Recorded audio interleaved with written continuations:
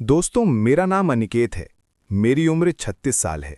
ये एक ऐसी लड़की की कहानी है जो मेरी बीवी बनकर मेरे साथ रह रही थी। मैं एक बंगाली फैमिली से हूँ। मेरा खुद का एक एनजीओ है जो गरीब लड़कियों की मदद करता है। मेरी एक कंपनी भी है जो कंस्ट्रक्शन का ठेका लेती है। मेरी कंपनी से मुझे बहुत मुनाफा होता है। मैं कुछ नेताओं और अधिकारी से अपनी जुगाड़ सेट किए हुए था, जिनके दम पर मैं निगम और दूसरे सरकारी विभागों से काम लेता रहता था। हमारे बंगालियों में अक्सर लड़कों की शादी बड़ी उम्र में ही होती है और लड़कियां ज़्यादातर कम उम्र की होती हैं। मैं अब तक अच्छा खासा कमाने लगा था तो मेरी फैमिली ने मेरे लिए लड़की देखना शुरू कर दिया और मुझे फ़ोटो दिखाना शुरू किया। जिस लड़की पर मेरा दिल अटका उसका नाम पल्लवी था। वो 20 साल की दुबली पतली लड़की थी। उसकी बलखाती सी कमर मुझे एक बार में ही रिझा गई। पल्लवी का चेहरा बहुत ही ज़्यादा सुंदर था। उसकी बड़ी आंखें, लंबे बाल, गुलाबी होंठ और एकदम बेदाग हल्का सांवला बदन था। जो भी देखे बस देखता रह जाए। मुझे पल्लवी जच गई और परिवार के रजामंदी से कुछ दिनों में उससे मेरी शादी हो गई। वो मुझसे उम्र में 15 साल छोटी थी, मगर हालात कुछ ऐसे बने कि मेरी पल्लवी से शादी हो गई। शादी वाले दिन ही मुझे उसकी सुंदरता का सही से पता चला। मैं 2 हफ्ते तक घर पर रहकर खूब मस्ती करता रहा, कभी 2 बार तो कभी 3 बार। हमेशा वो थक कर निढाल हो जाती थी, पर उसको भी नया नया चस्का लगा था तो रोका टोकी नहीं करती थी। 2 हफ्ते बाद मैं उसे लेकर अपने शहर आ गया, जहां मैं अकेला रहता था और मेरी कंपनी भी इसी शहर में थी। यहां आकर मुझे और ज्यादा छूट मिल गई। मैं जब भी घर में रहता था तो पल्लवी को नए नए कपड़े लाकर देता था। दिन रात मैं कभी भी उसे फिल्म दिखाता रहता था। वो भी फिल्म और वीडियो देखकर मस्त मजा देती थी। सुबह नहाने के बाद दिन भर घर में ऐसे ही घूमती और मेरे पास बैठकर खाना खाती। मेरा जब मन करता मैं मस्ती कर लेता। धीरे धीरे मैंने उसको सब सिखाया। शुरू शुरू में वो नाक भौंसड़ी थी, मुंह बनाती थी, लेकिन धीरे धीरे अभ्यस्त हो गई। जैसा कि मैंने ऊपर बताया था कि एनजीओ के कारण मेरी जान पहचान बहुत ही रसूख वाले लोगों के साथ हो गई थी। उन्हीं लोगों में 4 बहुत ही प्रभावशाली लोग मेरे परम मित्र बन गए थे। एक हमारे शहर के विधायक महोदय थे, जिनकी उम्र 45-46 के आसपास थी। ऊपर से वो बहुत ही भले मानस थे और सबकी मदद करते थे। औरतों के लिए उनके दिल में खास इज्जत थी और बहुत सम्मान देते थे। किसी औरत के लिए भद्दी टिप्पणी मैंने आज तक उनके मुंह से नहीं सुनी थी। उनका नाम जगदीश था और मैं उनका बहुत ज्यादा कृपा पात्र था, जिस वजह से मेरा कोई काम नहीं रुकता था।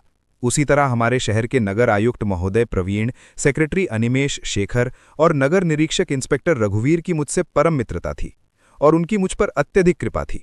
चारों की सम्मिलित पहचान के कारण मेरा रुतबा और पकड़ शहर के कई कार्यालयों में था और सब मुझे पहचानते थे। कहीं भी मेरा कोई काम नहीं रुकता था, न मुझे घूस या रिश्वत देनी पड़ती थी। विक्रम प्रताप से तो बहुत दिनों से मुलाकात नहीं हुई थी और उन सब की व्यस्तता के कारण कोई भी मेरी शादी में आ नहीं पाया था। अक्सर हमारी मुलाकात बार में होती थी, पर प्रोग्राम बनाना पड़ता था। इंस्पेक्टर रघुवीर ने एक दिन कॉल करके कहा, आजा, शाम को फला बार में प्रोग्राम बना है, मिलना है। मैंने पल्लवी को कह दिया कि रात में आने में देर हो जाएगी। शाम को 8 बजे मैं बार में पहुंच गया। सब पहले से उपस्थित थे और पीने पिलाने का प्रोग्राम चल रहा था। मैं बियर के अलावा कुछ नहीं पीता था, तो मेरे लिए बियर मंगवाई गई और महफिल जम गई। हम सब 10 बजे तक बात मजाक करते रहे। फिर मैंने घर जाने की इजाजत मांगी। इंस्पेक्टर रघुवीर बोले, इतनी जल्दी? तो सेक्रेटरी अनिमेश बोले, जाने दे, हाल ही में शादी हुई है। विक्रम प्रताप तुरंत याद करके बोले, अरे हाँ, और तुमने अभी तक अपनी पत्नी से हमें मिलाया भी नहीं। मैंने कहा, कल रेस्टोरेंट में लेकर आ जाता हूं और मिलवा देता हूं। कमिश्नर साकेत बोले, गधे जैसी बात मत करो, घर बुलाओ किसी दिन और डिनर का प्रोग्राम रखो। मैंने मुस्कुराकर विक्रम प्रताप से पूछा, क्या आप कल फ्री हैं? तो उन्होंने कहा, कल तो नहीं पर परसों फ्री हूं। मैंने तुरंत सबको घर आमंत्रित किया और सब मान भी गए। घर पहुंचकर मैंने पल्लवी को बताया और उसको डिनर के लिए बोल दिया। मैंने पल्लवी को बोल दिया कि किसी भी सूरत में मेरे मेहमान नाराज नहीं होने चाहिए। मेरा शहर में रसूख उन लोगों की वजह से ही है। वो हंसकर बोली, आप कहें तो उनको खुश कर दूं क्या? मैंने ये पल्लवी का मजाक समझा और हंस दिया। मुझे क्या मालूम था कि मेरा ये हंसना उसके लिए एक छूट साबित हो जाएगी। 2 दिन बाद शाम को ठीक 8 बजे चारों मेरे घर पधारे। साथ में वो पल्लवी के लिए महंगे तोहफे लेकर आए थे। मैंने कहा, बीग, इस सब की क्या जरूरत थी? तो विक्रम प्रताप बोले कि तुम गधे हो, हम तुम्हारे लिए नहीं अपनी बेटी के लिए लाए हैं।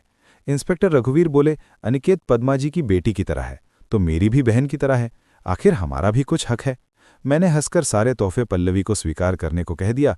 हम सोफे पर बैठे और पल्लवी चाय नाश्ता ले आई। विक्रम प्रताप बोले, उसका प्रोग्राम नहीं है क्या? मैंने अचकचा कर कहा कि घर में डिनर का प्रोग्राम था, सो उसका इंतजाम नहीं किया था। विक्रम प्रताप ने पूछा, चल सकता है ना यहाँ? मैंने सहमति में सर हिला दिया तो इंस्पेक्टर रघुवीर ने किसी को कॉल करके शराब मंगवा ली।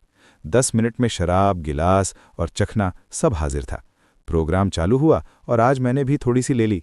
गनीमत ये थी कि किसी ने पल्लवी को शराब परोसने को नहीं कहा। मैंने कुछ कुछ मंगवाया भी तो विक्रम प्रताप ने मना कर दिया और बोले ठीक नहीं लगता। 30 मिनट प्रोग्राम चला होगा कि अचानक मेरे ऑफिस से कॉल आ गया। मेरे पीए ने कहा कि कुछ लोग ऑफिस में आकर हुड़दंग मचा रहे हैं। मैंने उससे कहा थोड़ी देर रुक, मैं आ रहा हूँ। इंस्पेक्टर रघुवीर ने पूछा और फिर बोले चल मैं भी साथ चलता हूँ। मैंने उनसे कहा कोई खास परेशानी नहीं है, मैं संभाल सकता हूँ। आप लोग प्रोग्राम चालू रखो और मैं फटाफट मामला निपटा कर आता हूँ। मैंने पल्लवी को बुलाया और कहा मैं ऑफिस से आ रहा हूँ, जब तक तुम हमारे मेहमानों का ख्याल रखो और खातिरदारी में कोई कमी नहीं रहनी चाहिए। पल्लवी ने हंसकर हाँ में हिला दिया और मैं ऑफिस के लिए निकल गया। ऑफिस 30 मिनट की दूरी पर था, सो रास्ते में मैंने पल्लवी को मैसेज किया कि अगर मुझे देर हो जाए तो उनको खाना भी खिला देना। मेरी वाइफ का तुरंत ओके का मैसेज आ गया। ऑफिस पहुंचकर पता चला कि जिस काम का आवंटन 3 महीने पहले हो गया था वो शुरू ही नहीं हुआ था और लोग आक्रोश में थे। मैंने एक एक करके सबको समझाया और जिनको आवंटन हुआ था उनको कॉल करके निर्देश देने शुरू किया। 9:30 बजे तक भी पूरा मामला निपट नहीं पाया था, तो मैंने सोचा कि पल्लवी को कॉल करके खाना लगा देने को कह दूं। मैंने पल्लवी को कॉल किया पर उसने फ़ोन नहीं उठाया। जब मैंने दोबारा कॉल किया तो उसका नंबर स्विच ऑफ हो गया था। मैंने बाकी लोगों को कॉल किया तो उनका नंबर पहले से ही स्विच ऑफ था।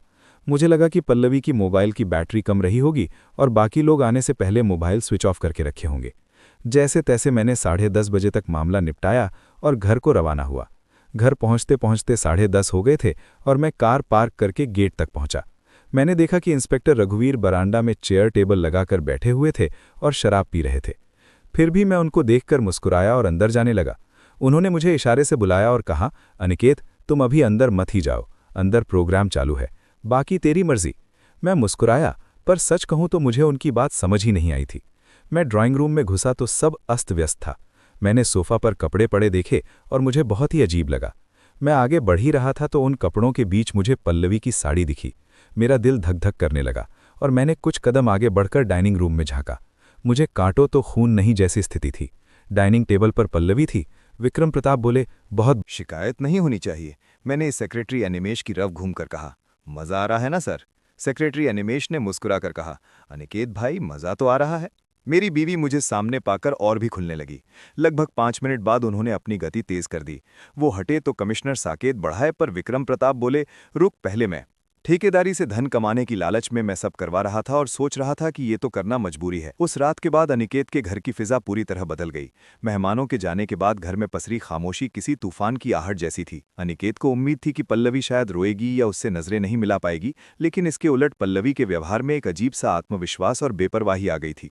अगले दिन जब अनिकेत ने उससे इस बारे में बात करनी चाही तो पल्लवी ने बड़ी सहजता से कहा कि उसने वही किया जो अनिकेत ने इशारों में उसे समझाया था।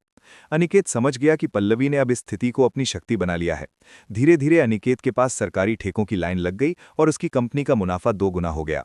शहर के उन 4 रसूखदार दोस्तों का अब अनिकेत के घर पर आना जाना एक नियम बन गया था।